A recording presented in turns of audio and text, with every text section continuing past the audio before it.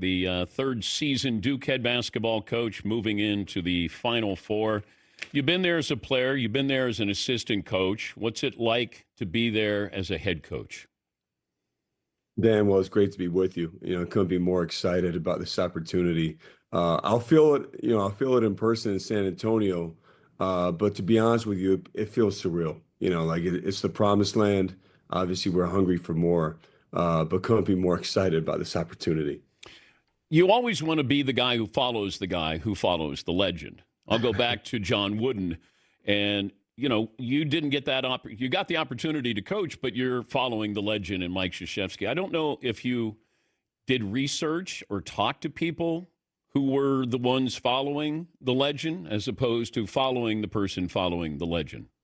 Well, you know what, Dan, I did more research on successions than think you could imagine, especially in sport, right? But even in business, and I tried to find connections about, really why, others weren't as successful and what went wrong. And because in most cases, it wasn't about what went right. It's been very difficult. And I think the first and most important thing I found was to be really connected with, the former coach or the transition. And for me, the fact that Coach K and I are still as close as could be, and the succession, me and him were so connected about what had to change and what had to improve and what I had to do. But then obviously you're not going to win if you try to be somebody else. And so I had to come to terms very quickly with, I'm not Coach K, not going to try to be him. I'm not going to try to coach like him. I'm going to be myself, and wherever that takes us, I can live with it at the end of the day, because that's the only way I'm going to succeed.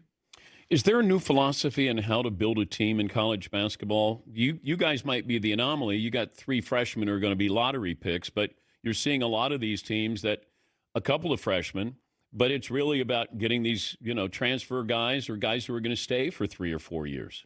Yeah, I think it has changed a lot. I think the biggest difference is now you have to build your team based on year to year. It's when I played, this is only 15 years ago. And when I played the starting lineup in my group, we had over 100 over 100 games together. And look, the team we're playing in Houston has great experience together, but for the most part, it is year to year. I think for me, the challenge is trying to find some level of continuity, which I think still can be done in a different way. We're still bringing in really talented, ready-made players that we develop over the course of the year and have big expectations, like the guys you had mentioned as freshmen now.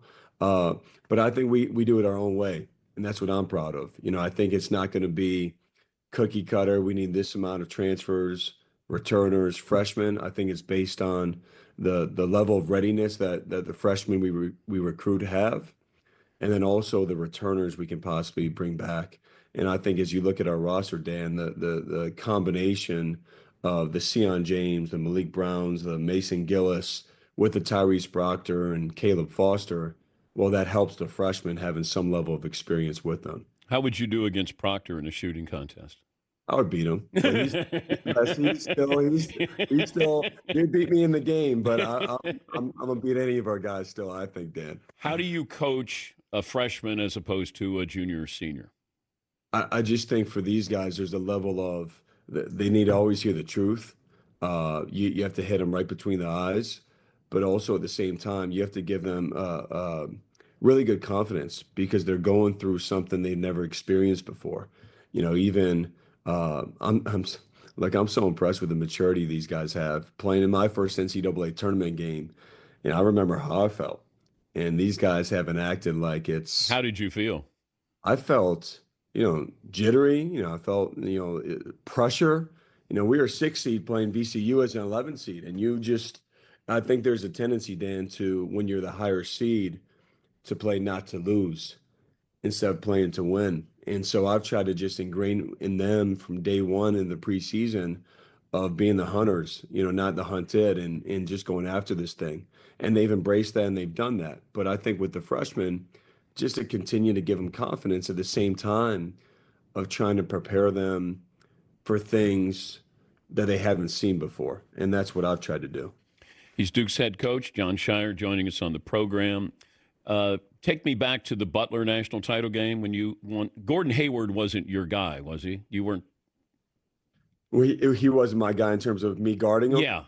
Yeah, I was ahead on the play that he got so I think people always think about the last half court shot, which is right there. The one before that he had, we were under out of bounds, we were up by one, and he had an isolation play at the top of the key, and he ended up shooting about like a 15-footer from the baseline.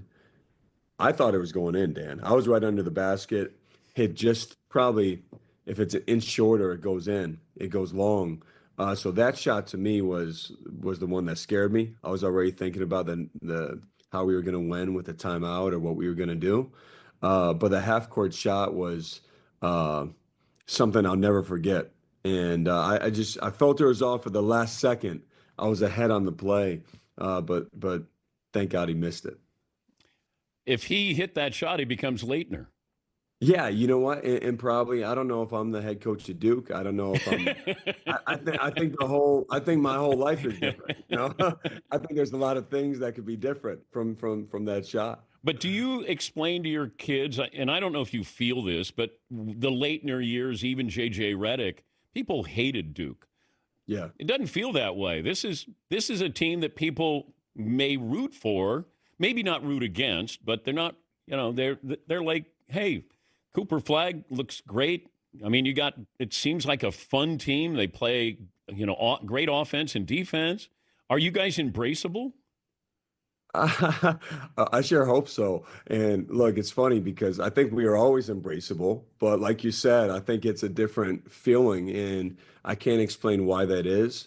I hope it's the fact that you have a group of really talented players that really embrace playing the right way. It's led to some beautiful offense, and they're tough. Like they're not afraid of anything. So I think that combination maybe has been received well, but again, not JJ Redick was the same. I don't know what it is. I don't know what it is. Have you had the conversation with Cooper Flagg about coming back? No. Okay. No. Is there going to be a conversation? No. Okay. Yeah. Although I can dream about that. Yes, you can. I think that's all it is in this case. I think it's a dream, and I think he's got to take the next dream in his life and be the top pick in the NBA draft and start his professional career. Before I let you go, I remember talking to Steve Nash, and he said during his career with Phoenix, coaches told him he was too unselfish. There are times where I see Cooper Flagg maybe too unselfish. The Phoenix Suns had to tell Steve Nash to shoot more. Is Cooper Flagg sort of in that? It seems like he's really, really engaged to get everybody involved. And maybe, I'm not going to say the detriment, you're here at the Final Four, but are there times when you want him to be a little more selfish? I think you hit the nail on the head with him, Dan, because he's part of his, what makes him so special is him bringing along his teammates and his feel for his passing. Like it is an incredible weapon for our team, but also he can want to defer at times to get them going. And we're at our best. He's at our best when he's in complete attack mode. Teammates will get shots from that, but that's something it's probably the biggest thing we have to get on him about. And just making sure he's not deferring and continually just looking to dominate, which he can.